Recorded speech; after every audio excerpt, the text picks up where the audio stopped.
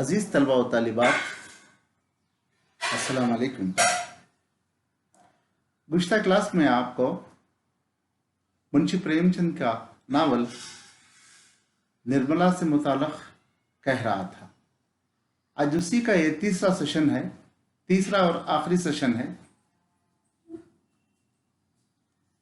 यहाँ पर निर्मला की दुख भरी दास्तान निर्मला की ज़बानी हम देखने को मिलता है। वैसे निर्मला की शादी एक अधेड़ उम्र तोताराम से हो गई है। वो अपने ससुराल भी पहुंच चुकी है। ससुराल में हर इंसानों से वो वाकिफ भी हो चुकी है।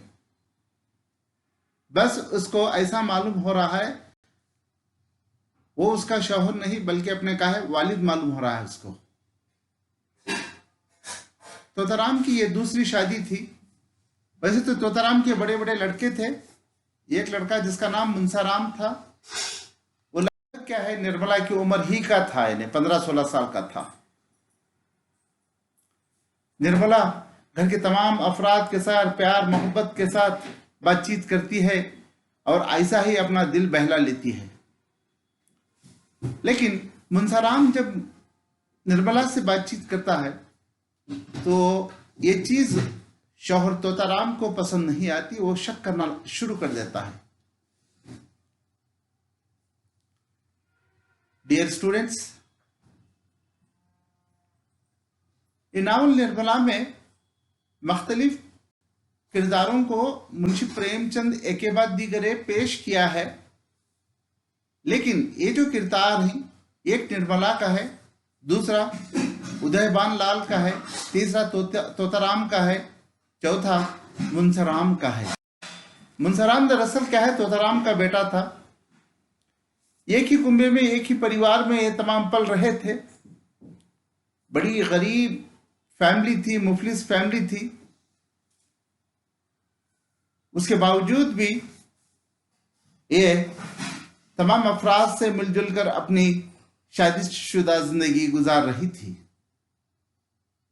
अजीज तलबा व तालिबात, इसके शौहर का बड़ा लड़का मुंसाराम जो निर्मला का हम उम्र है, तोताराम शक की नजर से देखने लगता है।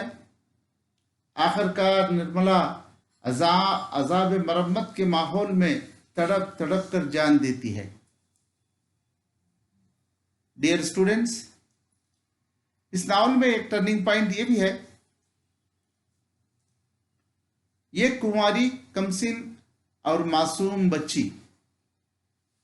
जब उसकी शादी बेजोड़ उम्र रसीदा इंसान से हो जाती है तो वो लड़की उसके ससुराल में दम घुट घुट कर एक दिन क्या है तड़प तड़प कर जान दे देती है। अच्छा, एक बात और है, यहां पर एक नन्हा मुन्ना और एक किरदार क्या है दाखिल होता है निर्मला में। वो है निर्मला की नन्ही मुन्नी मासूम बच्ची।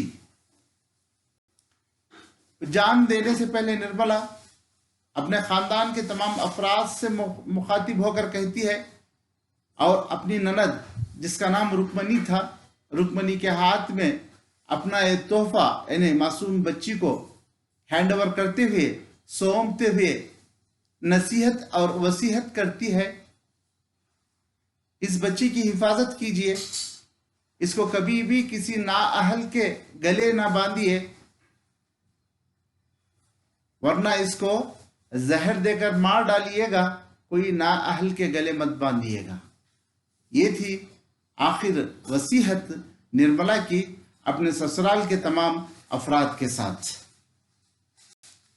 और आखिरकार निर्मला दम तोड़ने से पहले एक विनती भी करती है, एक रिक्वेस्ट भी करती है।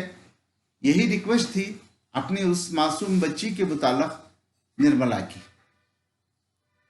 डियर स्टूडेंट्स, वैसा तो ये निर्मला मुंशी प्रेमचंद का मशहूर मारूफ सिर्फ उर्दू जबान व अदब ही का नहीं, सिर्फ मुंशी प्रेमचंद का ही नहीं बल्कि उर्दू अदब का शाहकार नावल समझा जाता है।